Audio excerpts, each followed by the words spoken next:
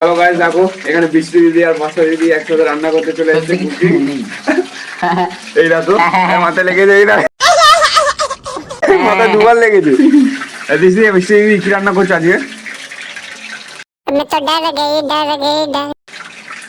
আজকে করছি chilli chicken, fried rice, chicken কষা, চাটনি, পাপড়। কিসের জন্য? সব হয়ে গেছে। কিসের জন্য? আজকে কি এমনি কোনো কিছু আছে না স্পেশাল? এমনি কোনো কিছু নেই, মানে এমনি খাওয়া দাওয়ার জন্য? আজকে কিছু স্পেশাল আছে? তোমার জন্মদিন নাকি আজকে? না না, আজকে আমার বসে দেখি একটু মাংসটা কেমন ভাবে ম্যারিনেট করেছে। ফাদার ইন্ডিয়ান বিবাহ ও পুরো কষা ম্যারিনেট। তো কিছু বলুন কি কি দিয়েছেন এর মধ্যে? পরে বলো পরে। তো একটু দাদা একটু বলে দিন কি কি আছে, বৃষ্টি বলবে।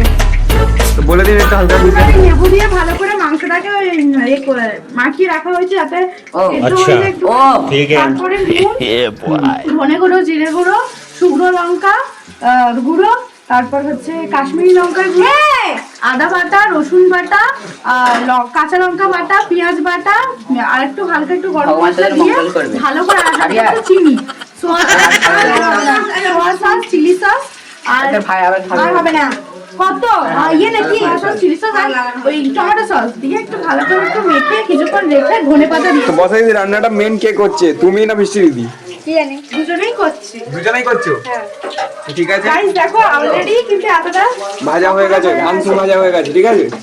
তো চলো তোমরা ব্লগটা দেখতে থাকো, আর আমরা এখন ফ্রাইড রাইস আর চিলি চিকেন খেতে থাকি। তো চলো। আজকে মেন আমার মানে মাদার ইন্ডিয়া ফাদার ইন্ডিয়ার বিবাহ বার্ষিকী, ঠিক আছে? ও ওই জন্য স্পেশাল হচ্ছে। ওই জন্য স্পেশাল।